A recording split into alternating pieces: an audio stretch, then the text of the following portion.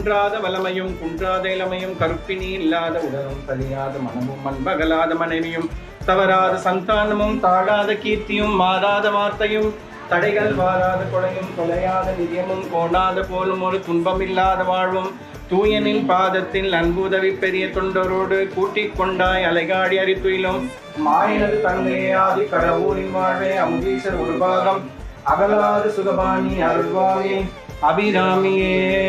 இதுதான் அந்த 16 ஆசீர்வாதம். அதை தான் 16 பெற்று பெருவாழ்வாங்கன்றாங்க. அதை வந்து எல்லாரும் 16 தவறாக எடுத்துக்கிறாங்க. அம்பாளுடைய சஹஸ்ரநாமத்தில் மகா சதுர்ஷஷ்டி கோட்டி யோகினி கணசேவிதாயி நமகன்ற ஒரு நாமாவளி. லலிதா சஹஸ்ரநாமத்துக்கு பாஷ்யம் எழுதினவர் பாஸ்கராச்சாரியர் நிறைய வாட்டி சொல்லியிருக்காரு. இந்த லலிதா சஹஸ்ரநாமத்தினுடைய பாஷ்யம் எழுதியாச்சு.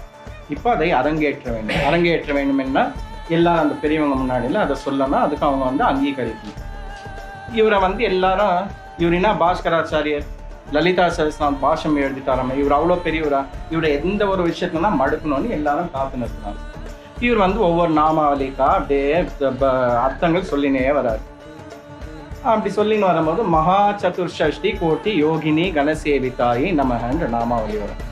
அப்படின்னா அம்பாளுக்கு வந்து கோட்டி யோகினிகள் வந்து சேவை செய்யறாங்கன்ற ஒரு நாமம். எத்தனை பேரு?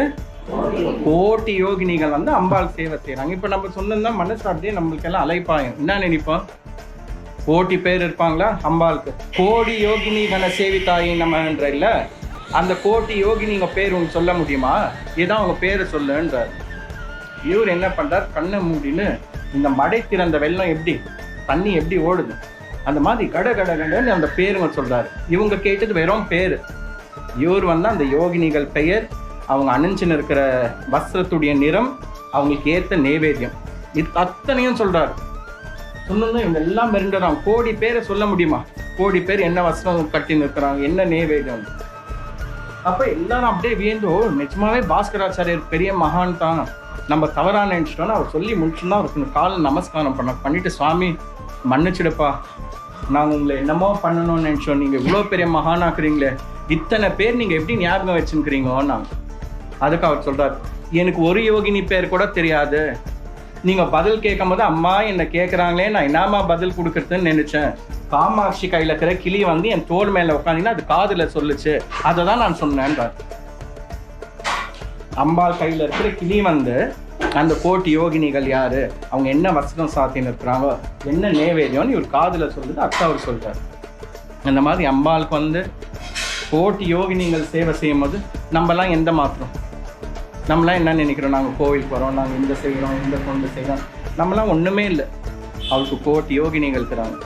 எதுக்கு இந்த வார்த்தை சொன்னால், ஒரு கோவிலுக்கு வந்தால் ஸ்ரத்தையோட பக்தியோட மன தூய்மையோட உள்ள தூய்மையோட அப்படிதான் வந்து அம்பாளுக்கு சேவை செய்யணும்.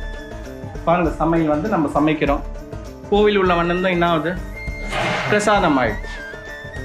பூ வந்து வெளியில் கட்டி வைக்கிறாங்க, அது அம்பாள் மேலே சாத்தணும், என்னமாகுது? நிர்மாலியம் ஆயிடுது. சாதாரண தண்ணி, எந்த பக்கம் பார்த்தாலும் தண்ணி கிடைக்குது, இங்கே எத்தனை கேன் பாட்டில் இன்னைக்கு வாங்கி வச்சுக்கிறாங்க, அது உள்ளே வந்திருந்தா அந்த கிண்ணத்தில் வந்திருந்தா என்ன ஆகுது? தீர்த்தம். அப்போ தண்ணி வந்து தீர்த்தமாக மாறிடுது, புஷ்பம் வந்து நிர்மாலியம் ஆயிடுது, சாப்பாடை வந்து நைவேத்தியம் ஆயிடுது, பிரசாதம் ஆயிடுது. அப்போ நம்மலாம் கோவில் உள்ள வந்து என்ன ஆகணும்? மாறி இருக்கிறோமா? மாறுறோமா? எப்போ மாற போறீங்க? அம்பாளுக்கு வந்து எப்படின்னா பண்ணிப்பா. ஒரே ஒரு பெரிய அதிசயம், கீர்த்தி விஜயெல்லாம் வெறும் என் கூட இருப்பாங்க.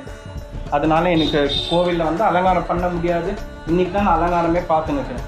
அங்கே அவங்க செய்துக்கிற அலங்காரம் அம்பாள் மேலே என்னமோ வஸ்திரம் சாத்தின மாதிரி இருப்பாரு. எப்படி பாருங்க, நானே வந்து ஒரு நிமிஷம் பார்த்தீங்கன்னா துணியா நினைச்சேன். அந்த கலர் காம்பினேஷன் எப்படி பண்ணியிருக்கிறாங்க, அந்த பூங்க எப்படி ஒட்ட வச்சிருக்கிறாங்க. அப்போ அம்பாளுக்கு வந்து சுவாமிஜி தான் செய்யணும், சதீஷ் தான் பண்ணணும், கீர்த்தி தான் பண்ணணும்னு இல்லை.